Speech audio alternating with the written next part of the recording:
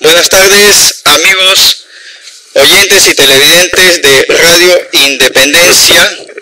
Una vez más para dar inicio a nuestro programa Síntesis Semanal, hoy 26 de diciembre del año 2020. En la conducción, quien les saluda, Willy Cotrina Aguilar.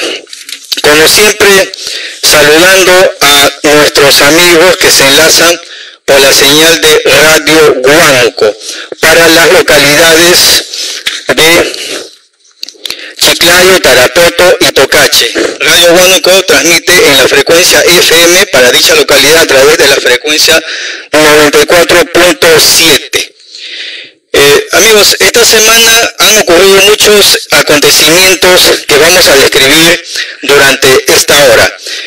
Primeramente, como siempre, vamos a realizar la respectiva efemérides de lo ocurrido un 26 de diciembre. Vamos entonces con los acontecimientos acontecidos un 26 de diciembre. Vamos con imagen 1, producción. Un 26 de diciembre del año 1825, el libertador Simón Bolívar es nombrado presidente vitalicio del Perú. Una nota que queremos explicar es el nombre del libertador Simón Bolívar. Lo conocemos así, de una manera simple, ¿no? Como Simón Bolívar. Su nombre fue Simón José Antonio de la Santísima Trinidad Bolívar Palacios. Bueno, un nombre extenso, ¿no? Que en la actualidad en RENIEC habría ciertos comentarios, ¿no? Pero tener un nombre tan extenso. Bueno, antaño se estilaba, ¿no? Tener ese tipo de nombres extensos. ¿Por qué es importante señalar este acontecimiento a manera de efemérides? Porque en ese entonces, estamos hablando del año 1825, donde en teoría nuestro país, Perú, ya era libre e independiente, es decir, en teoría ya habían sido expulsados los invasores españoles, pero esto fue un proceso, no es cuestión que, como nos enseñaron en el colegio, que el general José de San Martín proclamó la independencia y automáticamente ya nos libramos del yugo español, ¿no? Hasta enfrentamientos bélicos, porque la corona española persistía, ¿no? en seguir, en pretender mantener el dominio de nuestro territorio. Es así como ese año 1825, quien estaba en la presencia, Torre Tagle, no pudo contener el retorno de embarcaciones españolas por el puerto del Callao. Es por eso que llaman, convocan a Simón Bolívar, el libertador, para que nuevamente él dirija las tropas peruanas y pueda enfrentar pues, a la pretensión de la corona española, ¿no? Y es así como mediante mecanismos legales se le designó al libertador Simón Bolívar como presidente vitalicio. Bueno, en esa época se estilaba ese mecanismo que en la actualidad pues sería algo insólito, ¿no? Hablar de estar vitalicio en el cargo, ¿no? Algo que ya no se practica. Eso ocurrió entonces en 1825. Seguimos con las efemérides en cuanto a natalicios, personas que nacieron en un momento del tiempo. Producción, vamos con imagen 2. Nos transportamos a Pekín, China, el continente asiático, para recordar el natalicio ocurrido en 1893 del líder Mao Zedong. Es decir, un día como hoy, de 1893, nació el líder chino Mao Zedong. ¿Y por qué es importante hablar de Mao Zedong? Él fue presidente de dicha nación desde el 1 de octubre de 1949 hasta el 9 de septiembre de 1976, en que ocurrió su deceso. Una mención del aporte histórico de Mao Zedong está referido que gracias a la revolución socialista del líder Mao Zedong, China, que era un país que vivía de una economía netamente agrícola, es decir, feudal, ocurrió que gracias a Mao Zedong se obtuvo un rápido desarrollo de la economía de dicho país. Y eso lo podemos comprobar en la actualidad. China es la primera potencia comercial en el mundo, habiendo superado a los Estados Unidos. ¿Y eso desde cuándo ocurrió? Con la revolución socialista de Mao Zedong. Miren, vamos a explicarlo de este modo, ¿no? En la época en que China, o cuando Mao Zedong ya estaba próximo a la toma de poder en su país, China era un país que vivía de una economía feudal, es decir, solamente vivían de la agricultura, ¿no? Porque bajo la descripción de cómo evolucionó la historia, todos sabemos que inicialmente la economía en el mundo empezó con una economía comunitaria donde solamente se practicaba pues el intercambio de productos, es decir, el trueque, como se conoció aquí en nuestra cultura andina, y la población ni siquiera conocía la agricultura ni la industria, vivían de lo que les proporcionaba la naturaleza, es decir, eran cazadores y recolectores de frutos. Bueno, eso ya lo sabemos por cultura general. Y esa etapa se denomina un periodo de comunidad primitiva, es decir, había un sentido, un espíritu comunitario, se ayudaban entre todos los integrantes de la aldea, de la población. Pero luego el propio ser humano, y aquí viene ya el comentario, el propio ser humano es quien observa que puede doblegar a las otras personas, es decir, hacerlas trabajar para beneficio propio. Y efectivamente pasamos a una etapa, los historiadores lo describen, ¿no? La etapa del esclavismo, donde una persona somete a otra conculcando su libertad y una serie de circunstancias. Esa etapa de esclavismo donde muchas personas pierden su libertad, conocido como esclavismo, al cabo de un tiempo es ya superado y pasamos a una etapa de economía feudal, donde ya efectivamente el esclavo en teoría recupera su libertad, pero sigue siendo sometido y peor que un trabajador explotado se convierte en un siervo donde está a disposición del feudal de ese entonces, ¿no? Era una economía en base a las tierras, a la agricultura. Miren, hasta esa época llegó China a principios del siglo pasado, porque también estaba invadido por Japón, es decir, era un país productivamente débil. Y lo que describen muchos historiadores, que hubo una etapa de economía comunitaria, luego una etapa de economía esclavista, posteriormente una etapa de economía feudal, y luego dicen una economía capitalista, para finalmente culminar en una economía socialista.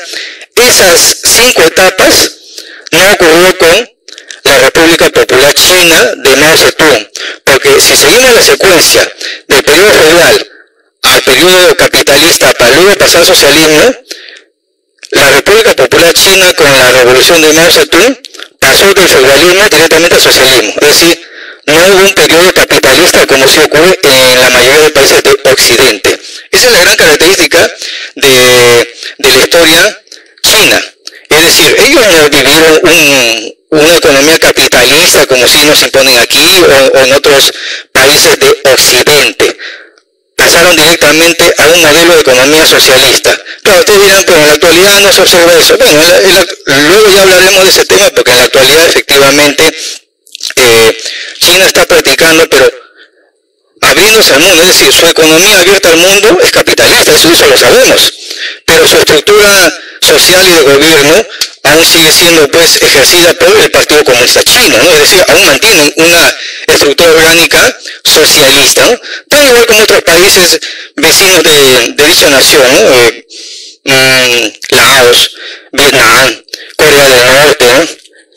Mongolia, son países con gobiernos netamente socialistas en la actualidad. Entonces, recordamos el natalicio del líder Mao Zedong un día como hoy y de su aporte histórico, porque nos dejó algunas enseñanzas, ¿no? Mao Zedong es el que también, ya desde esa época, para que no se entienda de que era un país cerrado al mundo, bueno, por historia todos sabemos que él recibió en Pekín, por ese entonces, en los años 70, al presidente de los Estados Unidos, ¿no? Richard Nixon. Imagínense, entonces ese país nunca estuvo cerrado a la economía mundial, siempre dio apertura, como ahora lo practican en la actualidad. Seguimos entonces con la efemérides en cuanto a natalicios. Regresamos a nuestro hemisferio occidente. Vamos, producción, con la imagen 3 para hablar de natalicio. Ya, está bien. Con natalicio en los Estados Unidos del presidente Harry Truman. Pero aclaramos aquí que ya estamos hablando de fallecimiento. Vamos a corregir acá. Pasamos al bloque de personas que fallecieron un día como hoy. Entonces, un 26 de diciembre, pero de 1972, murió el presidente Harry Truman. Él fue presidente de los Estados Unidos del 12 de abril de 1945 al 20 de enero de 1953. ¿Y por qué mencionamos a Harry Truman en cuanto a su fallecimiento? Bueno, recuerden que él fue presidente durante la Segunda Guerra Mundial. Los Estados Unidos fue protagonista, fue partícipe de ese acontecimiento bélico que en las películas que transmite Hollywood, ¿no?, la industria cinematográfica más grande del mundo, Hollywood, nos hacen creer pues que es un acontecimiento para mirar. No hay mucho que admirar, porque según dicen, para terminar con la Segunda Guerra Mundial, y el último enfrentamiento fue con Japón, consideran ellos que no había otra alternativa que lanzar esas terribles y nefastas 2 bombas atómicas, ¿no?, en Hiroshima y en Nagasaki. Harry Truman es el presidente que dio la orden. Por tanto, autoría intelectual que lo involucra a él. Bueno, la historia no ha comentado ese tema, pero en la actualidad eso sería un caso típico de genocidio. ¿Saben cuántos murieron en Hiroshima cuando se lanzó la primera bomba atómica? Eso fue un 6 de agosto de 1945, a las 8:15 de la mañana, cuando la población civil, que no tenía nada que ver en este enfrentamiento entre gobiernos, se levantaban para hacer sus actividades a las 8:15 de la mañana. Un avión bombardero, el B-29 Enola Gay, dejó caer una bomba llamada Little Boy. Imagínense qué nombre, Little Boy. Esa bomba quitó la vida, calculan, a 140.000 ciudadanos japoneses que no tenían nada que ver con estos enfrentamientos entre gobiernos. 3 días después, Nagasaki, el 9 de agosto de ese año, 1945, se lanza una segunda bomba, conocida como Fat Man, y fue arrojada desde un bombardero, un avión, el B-29 Boxcar, que quitó la vida a 80.000 ciudadanos japoneses. Estos episodios realmente condenables, donde perdieron la vida inocentes, nos debe dejar una enseñanza, que con violencia no se resuelven los problemas entre naciones. Pero hay defensores que consideran que Harry Truman tuvo pues el acierto de haber parado la guerra, haber acabado con la guerra mundial, lanzando eso. ¿Ustedes creen que eso justifica? Quitar miles de vidas, ¿creen que justifica ese pretexto que con eso terminaron con la Segunda Guerra Mundial? Que no fue tan cierto eso, ¿no? Porque ese ejército victorioso estadounidense de la Segunda Guerra Mundial, luego en 1950, tuvo otro conflicto bélico en la recordada Guerra de Corea, y luego en 1965 en la recordada Guerra de Vietnam, donde están en estas 2 últimas guerras, tanto de Corea en 1950 y en Vietnam en 1975, bueno, periodo 1965, pero en 1965 a 1975, esas 2 últimas guerras, de Corea y de Vietnam, la perdió los Estados Unidos. Es decir, derrota militar de un ejército que fue victorioso en la Segunda Guerra Mundial. Increíble, ¿no? Son cosas que registra la historia. Seguimos con la efemérides en cuanto a fallecimientos y continuamos en territorio estadounidense. Un día como hoy, 26 de diciembre del año 2006, no hace mucho, muere el presidente Gerald Ford. En realidad su nombre era Leslie Lynch King Jr. ¿Y por qué se llamó Leslie Lynch King Jr.? Porque era el nombre de su padre biológico. Luego ya cuando su señora madre, al separarse del padre biológico, ya tiene otra pareja, contrae matrimonio con una segunda pareja, ya a manera de adopción, el padre adoptivo le entrega ese nombre de Gerald Ford. Y bueno, en la historia es conocido como Gerald Ford.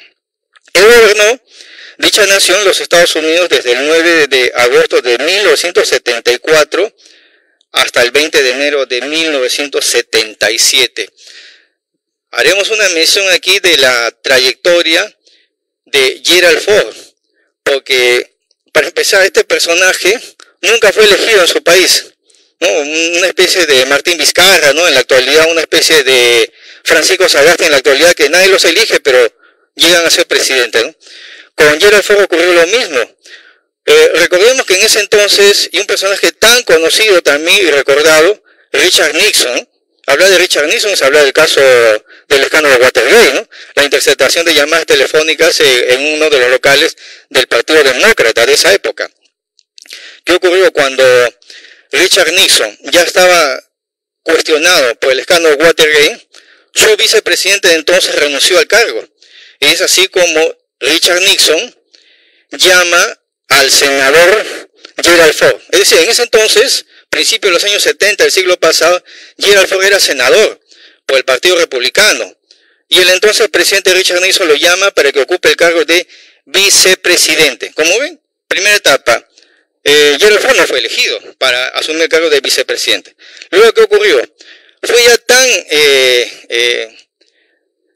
agudo el escándalo Watergate que Richard Nixon, a pesar de todos los intentos para permanecer en el cargo, al no contar con mayoría en el Congreso estadounidense, se vio en la necesidad, porque ya había salido una acusación de la Corte Suprema de los Estados Unidos formulando acusación contra él por interceptación de llamadas telefónicas en los locales del Partido Demócrata.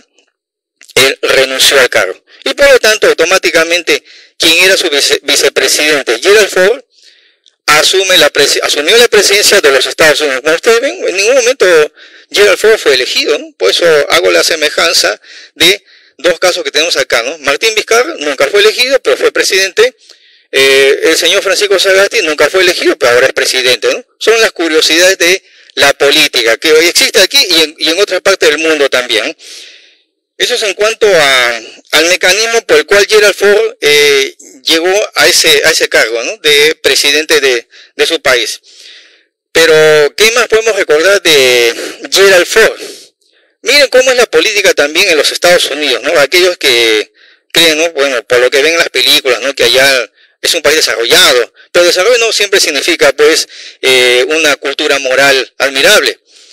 Lo primero que hizo Richard Nixon cuando asumió la presidencia de su país, teniendo en cuenta que, Gerald Ford cuando asume la presidencia, lo primero que realizó es que, a pesar que su predecesor, Richard Nixon, había renunciado por el escándalo de Watergate y existiendo una acusación de la justicia estadounidense contra Richard Nixon, ¿qué hizo el flamante presidente Gerald Ford? Quien fue vicepresidente de Richard Nixon, le otorgó un indulto y lo exoneró de todas las acusaciones judiciales que existía contra Richard Nixon, ¿no? Favor con favor, bueno, eso es ya para que ustedes puedan tomarlo en cuenta, ¿no?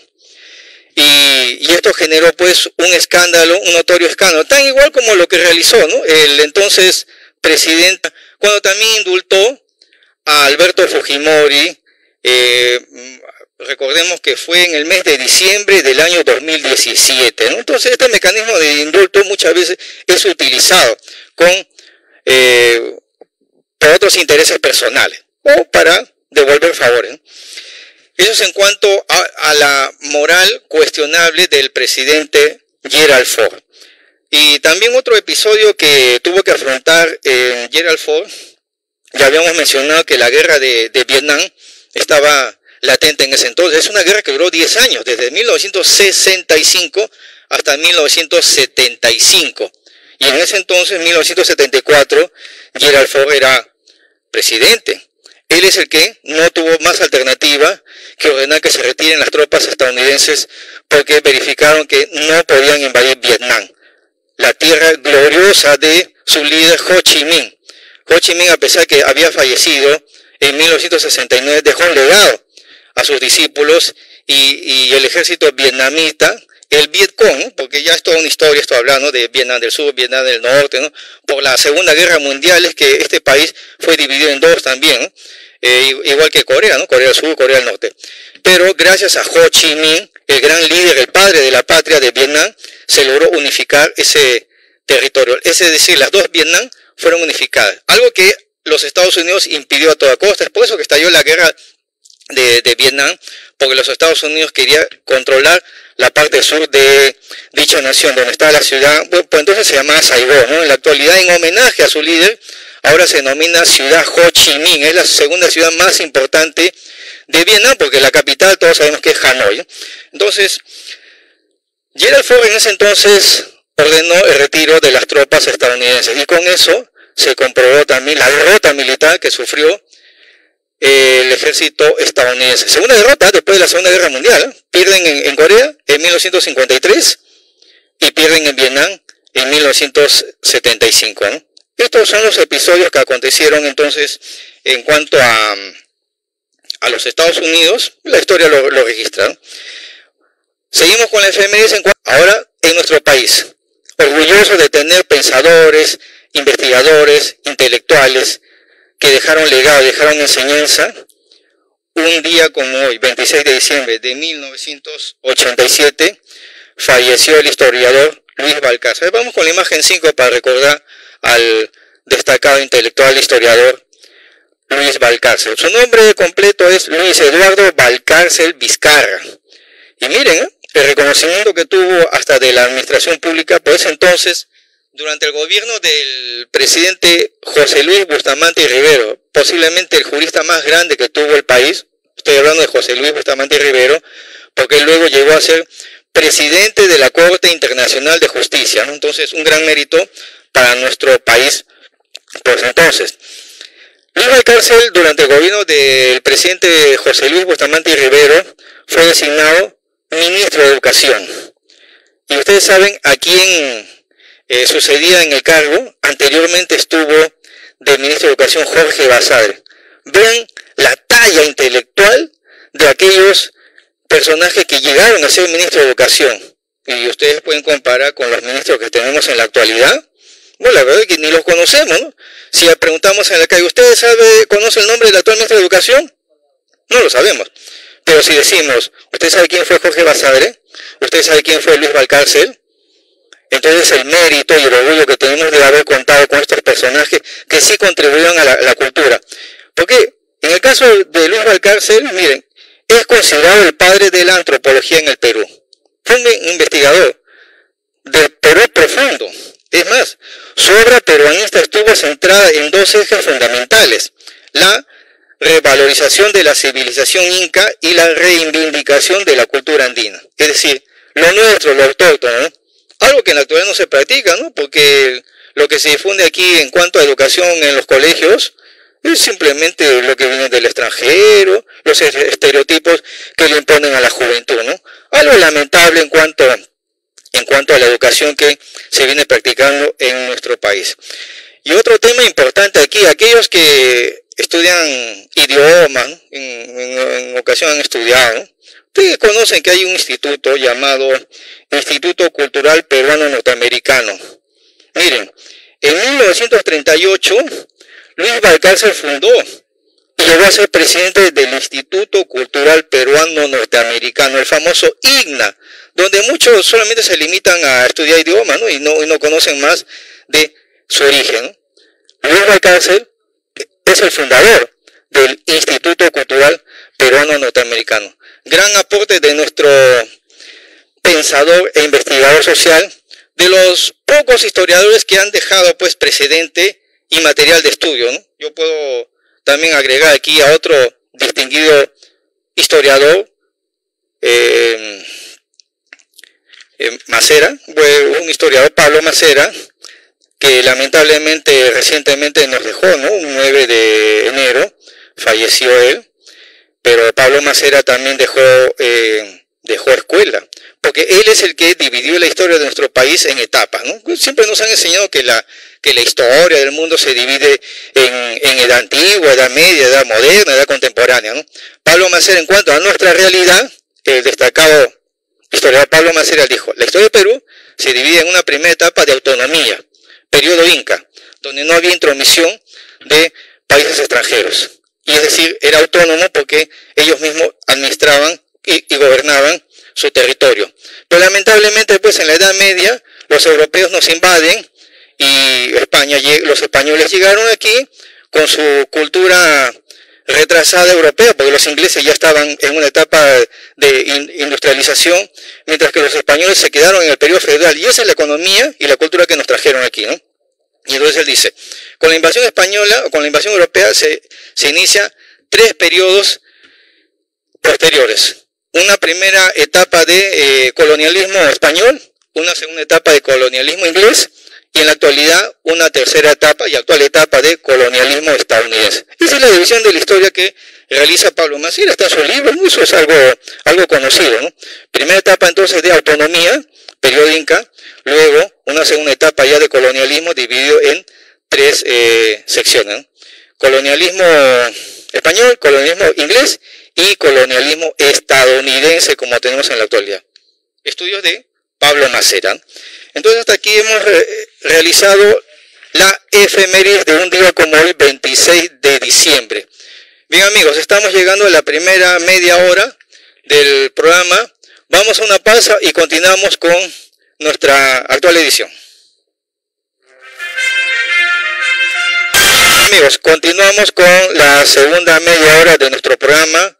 Les recordamos que para hoy tenemos una entrevista con el abogado laboralista Orlando Valencia Pérez, quien nuevamente se va a comunicar con nosotros porque el problema de los trabajadores agrarios en Ica continúa. En una ocasión también el doctor Orlando Valencia atendió una entrevista con nuestro programa, ya hace varias semanas, donde se analizó el tema y había la esperanza que se pueda resolver el tema. Sin embargo, como siempre, nuestros gobernantes no le dan solución al tema, ¿no? Nuestro invitado entonces nos va a facilitar, nos va a proporcionar la información. Ya, nos dicen en estudios que está en línea nuestro invitado, el doctor Orlando Valencia Pérez. A ver, vamos con la imagen 11. ¿Ya? ¿Está en línea? Buenas tardes, doctor Orlando Valencia. Bienvenido a nuestro programa Síntesis Semanal. Buenas tardes. Ya. Un saludo cordial de aquí desde la calurosa ciudad de Ica. Bien, Orlando, sabemos que estabas ocupado en este momento en una reunión con varios gremios de trabajadores agrarios. Gracias por dedicarnos unos minutos aquí en nuestro programa. Orlando, queremos preguntarte directamente, el tema agrario no se ha resuelto, nuestras autoridades no han dado solución a este acontecimiento. Hace 2 semanas tú nos explicabas, realizaste el análisis de el mecanismo legal que se debe seguir. ¿Qué es lo que ha pasado aquí y por qué el Congreso de la República deroga una ley, la ley agraria, y sin embargo no emite una nueva ley que resuelva este problema? Solucionar este problema aquí de los trabajadores agrícolas, ¿no? De los trabajadores agrarios, ¿no? Bastante lamentable, ¿no? Esperemos que ya este martes, ya se vence el plazo donde debemos tener ya una ley, ¿no? Ya concreta. Ya hablando. Sí.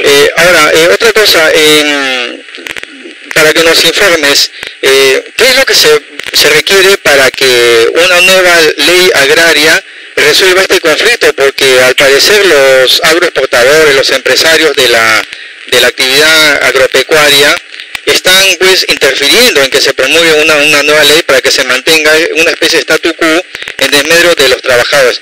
¿Cuáles son las alternativas de solución para este problema? Claro, mira, Luis, ¿verdad? Por ejemplo, en un medio de comunicación, leí de que la Asociación de Gremios Productores Agrarios del Perú, dijo una gran verdad. Aquí el problema no es la ley, el problema es que no se viene cumpliendo su rol a su nación. No se viene cumpliendo las leyes, ¿no? ¿Por qué? Por ejemplo, ¿qué ha propuesto el Ejecutivo? ¿Qué ha propuesto el AGAP? Ha propuesto, ¿no? Si bien es cierto, al 930, que es la remuneración mínima vital, ha propuesto un bono agrario, un bono mientras que el Ejecutivo propone un bono de 20%, el AGAP propone un bono remunerativo, un bono agrario del 15%, ¿no? Pero esto no es la solución, es maquillar nada más solamente un aumento de remuneraciones, porque ese bono agrario no remunerativo, eso es un disfraz que en realidad solamente es algo que bien es cierto, algo que va a incrementar la remuneración, pero en sí esto no va a incrementar los ingresos del trabajador, esto no va a incrementar en sus vacaciones, no va a incrementar en las intimidades. Esto es algo fantástico, una fantasía nada más, que es el bono no remunerativo. Ya Orlando, una pequeña aclaración, indícanos qué es la GAP. La GAP es la Asociación de Gremios Productores Agrarios del Perú, ¿no? Reúne a cerca de más de 234 empresas agrícolas, ¿no? Son los empleadores, entonces. Los empleadores, las empresas agrícolas, ¿no? Ya. Las empresas agrícolas. Es así como los trabajadores forman sus gremios, sus organizaciones sindicales, así también las empresas, ¿no? Estas también se reúnen, se agrupan para defender sus intereses. Claro, hay que conocer bien el escenario en cuanto a los trabajadores por quienes están representados y también los empleadores quienes los representan, ¿no? Que también tienen derecho a estar agremiado. Orlando, en una ocasión tú nos comentaste que ya de tiempo atrás también ejerciste la función de inspector de trabajo. Y como has hablado de la SUNAFIL, tú que radicas en Ica y nos puedes dar testimonio de cuál es el panorama, ¿qué está haciendo en la actualidad la SUNAFIL, que es el ente fiscalizador? ¿Cuál es el rol de la SUNAFIL actualmente en este problema? Bueno, la SUNAFIL es un ente adscrito al Ministerio de Trabajo, que tiene como finalidad fiscalizar, ¿no?, a las empresas el cumplimiento de las obligaciones de las empresas, ¿no?, de las empresas.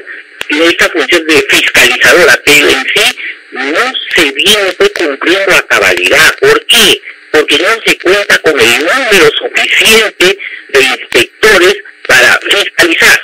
No se tiene el número. Entonces, al no tener el número suficiente, no podemos hablar de una fiscalización completa, ¿no? Es más, esto al menos la SUNAFIL ahora está haciendo un poquito de esfuerzo, pero antes de la SUNAFIL era el Ministerio de Trabajo, aquí en la Dirección Regional de Trabajo. Era bastante lamentable, Willy, porque no tenían años tras años, no había un ejecutor coactivo, no había. Esto daba una luz verde a que las empresas, ¿no?, agrícolas, agroexportadoras, hagan todo lo que querían con los trabajadores. Orlando, indícanos para el público qué labor realiza un ejecutor coactivo. El ejecutor coactivo, pues, es el encargado de las cobranzas, de las multas, de las infracciones que puedan o que cometan las empresas, no solamente agrícolas, todas las empresas que son fiscalizadas. Pero al no tener un ejecutor coactivo, y, aunque no me creas, esas multas caen en saco roto, se hacen incobrables. Y durante más de 20 años no hemos tenido ejecutor coactivo. Entonces, esto ha permitido que Ica sea una tierra para ser explotada por las empresas extranjeras y las empresas nacionales. Es lamentable eso, Orlando, lo que nos cuenta, que hay un mecanismo legal que todos sabemos. Si se detecta una infracción laboral, el inspector pues es el que sustenta la infracción cometida, y a efectos de que eso se convierta en una multa. Pero por lo que nos dices, entonces de nada sirve pues que se emita una resolución disponiendo la imposición de una multa a un empleado infractor, si luego nunca se va a cobrar eso, porque no había ejecutor coactivos. Es verdad. Ya, ahora, en cuanto a eso, el Colegio de Abogados de Ica, algún gremio profesional tomó acciones, porque me estás hablando de hace varios años que ha existido ese vacío. Sí, esto aquí ha habido un vacío, una negligencia, una dejadez por parte de las autoridades, donde no hizo nada el gobierno regional, no hizo nada la Dirección Regional de Trabajo, ¿no? Entonces, al no haber un ente encargado de ejecutar del cobro de las multas, sí, pues no hizo, pues cayó en saco roto.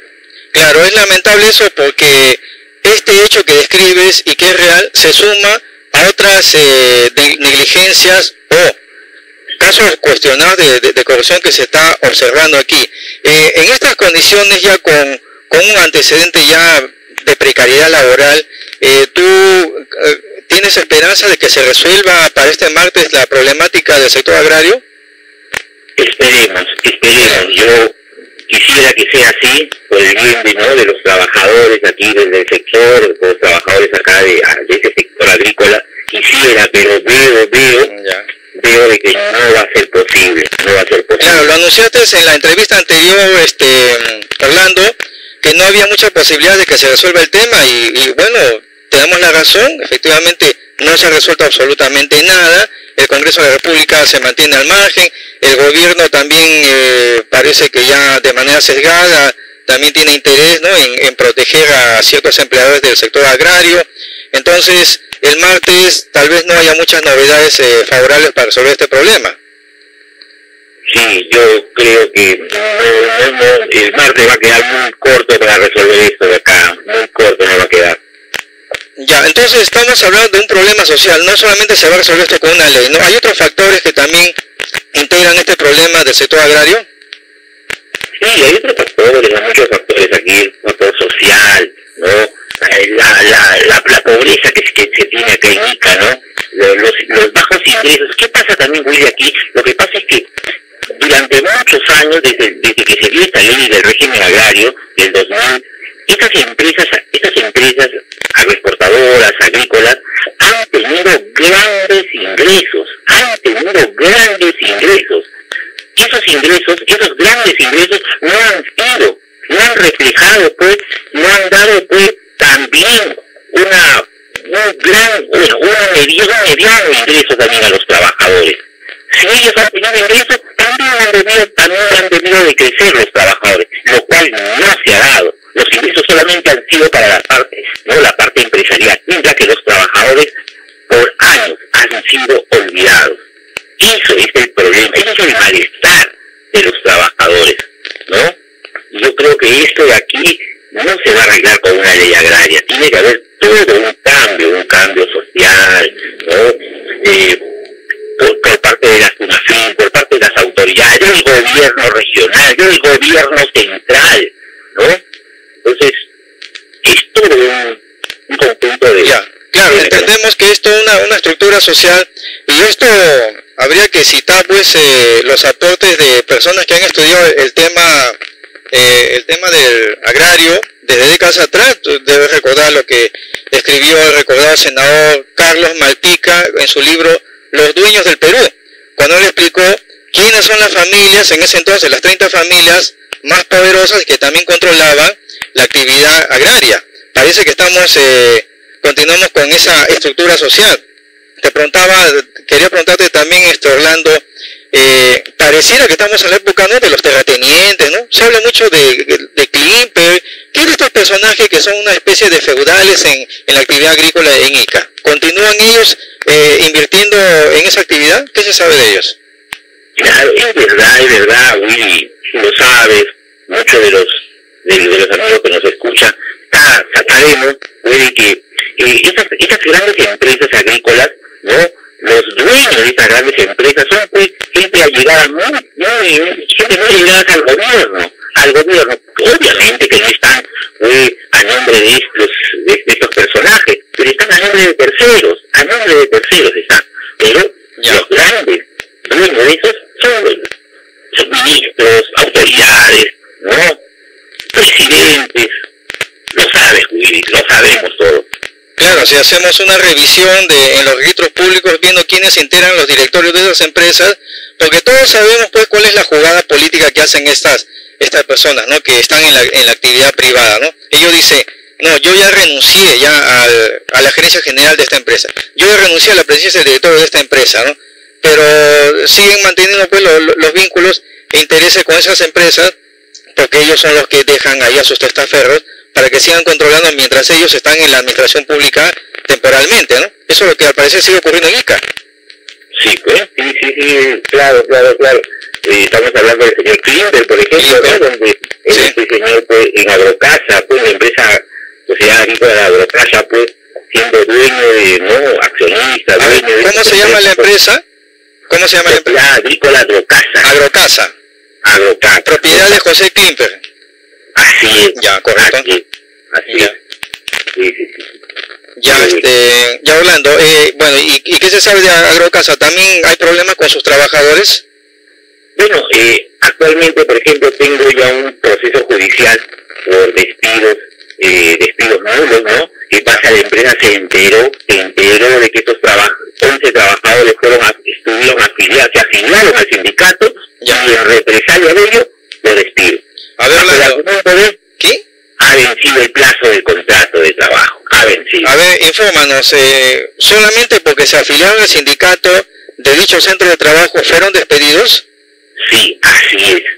Lo que pasa, a mí es la informalidad que hay en esta empresa, ¿no? Es de que a los trabajadores ya hacen firmar los contratos de trabajo en blanco. Plazos en blanco. Ya. Entonces, cuando ellos deciden ya dar por terminado el contrato, el vínculo laboral, llenan los contratos de la empresa y después le dicen al trabajador, señores, ha vencido el plazo de su contrato, ¿no? Ya. Entonces, esa forma se viene manejando, pues, ¿no? Esta empresa. Al parecer, ese documento en blanco que han firmado, que no tiene fecha de cese, luego agregan la fecha de cese para invocar que ya terminó su vínculo laboral. Así es. Porque estamos hablando entonces de una adulteración de un documento. Eso se realiza en Agrocasa. Y eso se realiza en Agrocasa. Ahora, dime. Te cuento, por ejemplo, estoy asumiendo el proceso de esos 11 trabajadores, ya, ¿no? Y para el proceso, para salir adelante de ese proceso, contratan a un estudio de Lima, ¿no? Donde abogados pues, de la categoría A1 del derecho laboral. Yo pregunto, ¿cómo esta empresa tiene para contratar a estos grandes estudios jurídicos, ¿no? Pagando grandes, prefieren pagar a estos estudios grandes antes de reponer, antes de cumplir con las normas, antes de reponer a los trabajadores? Orlando, ¿se conoce qué estudio jurídico es el que patrocina Agrocasa? Sí, tengo un estudio ahí. Es un abogado de una revista muy conocida, ¿no? De acá, de nuestro medio. ¿Puedes mencionarlo? Quisiera no mencionarlo, quizá, perdón. Sí, ya. ¿no? Es una empresa, ¿no? Que en la revista Soluciones Laborales, Actualidad Laboral, ¿no? Ya me suena conocido, entonces, ¿de qué se trata? Orlando, pero Agrocasa no tiene el criterio de conciliar y así evitar generar gastos a las partes. Nunca no es política de ellos conciliar, ellos irse hasta el último, hasta finalizar el proceso. Y ahí las autoridades, ¿cómo se desenvuelven en este tema, no laboral, ya que tú estás patrocinando a estos trabajadores que entiendo reclaman lo justo? Ya se ha visto casos anteriormente de cómo han resuelto los jueces laborales, la autoridad de trabajo, cómo se ha pronunciado. Nosotros hemos llegado directamente a la vía judicial, y estamos en pleno proceso, todavía no tenemos sentencias, pero confiamos. Lo bueno es que aquí en Ica tenemos buenos juzgados, buenos jueces, buenos magistrados, honestos, ¿no? Imparciales, y que confiamos en ellos y que creemos que vamos a salir adelante en estos procesos. Ya, te pedimos, Orlando, que nos mantengas informados de ese proceso judicial, en qué juzgado se ventila, en qué etapa se encuentra, quién es el juez a cargo, porque aquí en Síntesis Semanal vamos a dar transparencia para que también nuestras autoridades demuestren que son competentes y no se dejan doblegar por el poder económico que existe en la ciudad de Ica. Claro, sí, eso sí. eso sí. Justo aquí yo tengo Jorge Toyama. Ya. Bueno, pero ya, bueno, cierto sector de la prensa en Lima también lo considera uno de los grandes laboralistas, ¿no? Pero ya sabemos, Jorge Toyama, qué posición tiene, hasta posición ideológica, es un neoliberal, trabaja para las grandes transnacionales, y cada vez que opina en temas laborales, bueno, ya sabemos cuál es su opinión, ¿no? Pero por suerte contamos con tu opinión, pues, Orlando. Tú también eres un destacado laboralista, que esperemos que cuando se realice la audiencia, tú puedas sustentar, pues, en defensa de los justos derechos de los trabajadores, por más maquinaria jurídica, legal, que utilicen estos, entre comillas, renombrados laboralistas, ¿no? Confiamos en ti, Orlando, que vas a defender causas justas. Sí, eso sí, gracias, sí, Willy, sí, claro que sí, confiamos. Lo bueno que tenemos aquí es que tenemos jueces muy rectos, y es una garantía, es una garantía. Y también hay que tener en cuenta que, y eso es lo que admiro de ciertas localidades, cuando la población se entera de que han emitido un fallo, una sentencia, un pronunciamiento injusto, salen a protestar, ¿no? Eso ocurre frecuentemente. Sí, es verdad, también eso nos pasó cuando fueron despedidos también hace ya bastante tiempo atrás, 10 años atrás, los trabajadores también por la empresa IQF del Perú. ¿Cómo se llama la empresa? ¿Cómo se llama? IQF del Perú. Ya, también despidió trabajadores. También despidió a trabajadores. Ya. Y iniciamos el proceso de unidad de despido, ganamos los procesos, Willy, ganamos los 12 procesos, ya se repusieron a los trabajadores a su puesto laboral, pero ya lastimosamente pues la empresa los comenzó a llamar a uno por uno, señores, vengan a conversar y no sé, de una manera así sorpresiva presentaron los trabajadores su carta de renuncia. ¿Cuál habría sido la conversación interna de los trabajadores con la empresa? Ya desconozco, pero así comienzan ganamos los procesos y después para que presenten su carta de renuncia. Un método montesinista, como podríamos mencionarlo, ¿no? De años atrás, ¿no? Sí. Ya, Orlando, ¿algún otro comentario o algo que quieras informarnos finalmente? Esperemos que este martes, esta semana, se solucione el problema de los trabajadores agrícolas por el bien de todos los trabajadores, por el bien del país, ¿no? Y cualquier novedad, estoy comunicando. Ya, Orlando, a ver, recuérdanos qué es lo que va a acontecer, qué se va a realizar para este martes. Este martes se va a ver, pues, el Congreso, se va a debatir la nueva ley. En el Congreso de la República. El Congreso de la República, ¿no? Vamos a ver,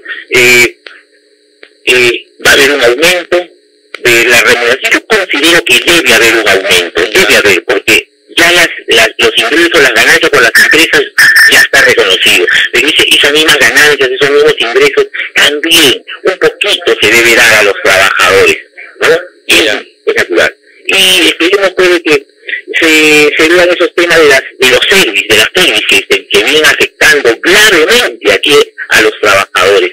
Se solucione el problema de la SUNAFIL, que trabaje, que fiscalice, que cumpla su rol fiscalizador, ¿no? Claro. Esperemos que eso se vea, ¿no?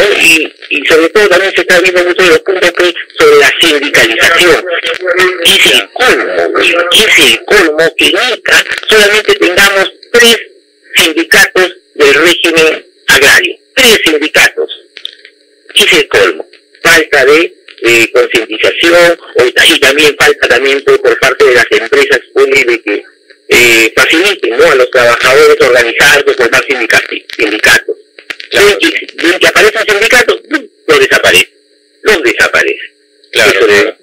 Sí, pues falta ahí también mayor conciencia de la población para entender que los gremios sindicales están para defender los derechos de los trabajadores, y es más adecuado eso, delegar funciones en la dirigencia sindical, que ellos son los que van a representar a los trabajadores, ¿no? Porque de manera individual, bueno, a veces resulta más dificultoso.